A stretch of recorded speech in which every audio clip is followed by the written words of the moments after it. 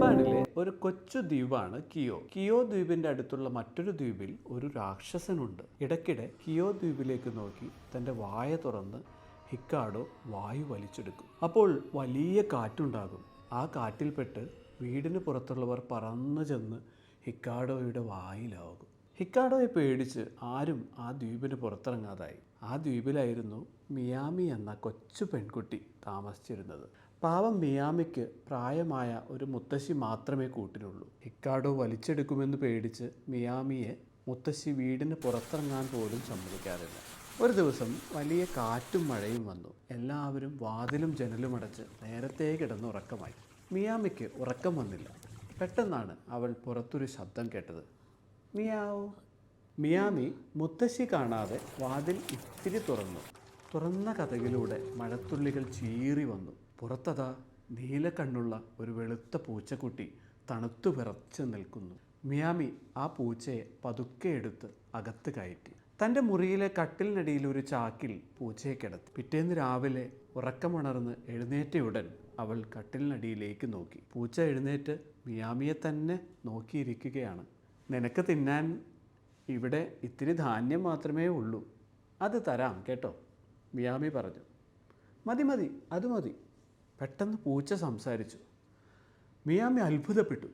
മിയാമിയും പൂച്ചയും വളരെ വേഗം നല്ല കൂട്ടുകാരായി. ഹിക്കാഡോ രാക്ഷസനെ പേടിച്ച് മുത്തശ്ശി വീടിന് പുറത്തിറങ്ങാത്ത കാര്യമെല്ലാം മിയാമി പൂച്ചയോട് പറഞ്ഞു. ഹമ്പട, ആ ദുഷ്ടൻ രാക്ഷസനെ തുരത്തുന്ന കാര്യം ഞാൻ ഏറ്റു, പൂച്ച പറഞ്ഞു. മിയാമിക്ക് ചിരി വന്നു. ഒരു മരത്തിൻ്റെ അത്ര ഉയരമുണ്ട് അവന്, ഗുഹ പോലുള്ള വായയും. ഹിക്കാഡോ നിന്നെ ഊതി പറപ്പിക്കും. മിയാമി ചോദിച്ചതിന് പൂച്ച മറുപടി ഒന്നും പറഞ്ഞില്ല. പകരം കുറേ ഉടുപ്പുകൾ കുത്തി നിറച്ച ഒരു കൊച്ചു സഞ്ചി ചോദിച്ചു. മിയാമി ആകട്ടെ അത് കൊടുത്തു. പൂച്ച അതുമായി നേരെ കടൽക്കരയിലേക്ക് ചെന്നു. എന്നിട്ട് ഒരു മരക്കഷ്ണത്തിൽ കയറിയിരുന്ന് കടലിലൂടെ ഒഴുകി ഒഴുകി ഹിക്കാഡോയുടെ ദ്വീപിലെത്തിച്ചേർന്നു. സഞ്ചിയും കടിച്ചു പിടിച്ച് പൂച്ച ആ ദ്വീപിലിറങ്ങി നടക്കാൻ തുടങ്ങി.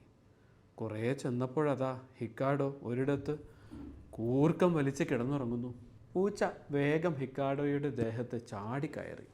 ഹിക്കാഡോ ഞെട്ടി ഉണർന്നു. അയ്യോ, എന്നെ ഒന്നും ചെയ്യല്ലേ, പൂച്ച കരഞ്ഞു പറയാൻ തുടങ്ങി. ഇവിടെയുള്ളൊരു രാക്ഷസനെ പേടിച്ച് അപ്പുറത്തെ ദ്വീപിലുള്ളവരെല്ലാം കുറച്ചകലെയുള്ള ഒരു പർവ്വതത്തിൻ്റെ മുകളിലേക്ക് മാറി താമസിക്കാൻ പോയി. അക്കൂട്ടത്തിൽ നിന്ന് ഞാൻ മാത്രം കടലിൽ വീണുപോയി. എങ്ങനെയോ ഇവിടെ എത്തിയതാ. ഹിക്കാഡോ പൂച്ചയുടെ പക്കലുള്ള സഞ്ചി നോക്കി. ശരിയാണ്, വസ്ത്രങ്ങളൊക്കെ ഉണ്ട് അതിൽ. അവൻ പൂച്ചയെ കയ്യിലെടുത്ത് പറഞ്ഞു, എനിക്ക് ആ പർവ്വതം കാട്ടിത്താ. പൂച്ച ദൂരേക്ക് കൈ ചൂണ്ടി. അവിടെ അതാ ഒരു പർവ്വതം. അതിൽ നിന്ന് പുകയും ഉയരുന്നുണ്ട്. ആളുകൾ അവിടെ ചെന്ന് താമസം തുടങ്ങി. കണ്ടില്ലേ പുക ഉയരുന്നത്, പൂച്ച പറഞ്ഞു. ഹിക്കാഡോ പിന്നെ ഒന്നും നോക്കിയില്ല. കടലിൽ ചാടി പർവ്വതത്തിന് നേർക്ക് നീന്തി ചെന്നു. എന്നിട്ട് പർവ്വതത്തിന് മുകളിലേക്ക് ഓടിക്കയറി. മുകളിലേക്ക് കയറും തോറും പുക കൂടിക്കൂടി വന്നു. ഹിക്കാഡോ മുകളിലെത്തിയതും പർവ്വതം പൊട്ടിത്തെറിച്ചു. ഓ, പൂച്ച ഹിക്കാഡോയ്ക്ക് കാട്ടിക്കൊടുത്തത് ഒരു അഗ്നിപർവ്വതമായിരുന്നു. മണ്ടൻ ഹിക്കാഡോയ്ക്ക് അത് മനസ്സിലായില്ലെന്ന് മാത്രം. അഗ്നിപർവ്വതം പൊട്ടി ഹിക്കാഡോ തവിട് പൊടിയായിപ്പോയി. തിരികെ എത്തിയ പൂച്ചയ്ക്ക് ദ്വീപവാസികൾ വലിയ സ്വീകരണമൊരുക്കി. പിന്നീടുള്ള കാലം മിയാമിക്കൊപ്പം പൂച്ച സുഖമായി താമസിച്ചു.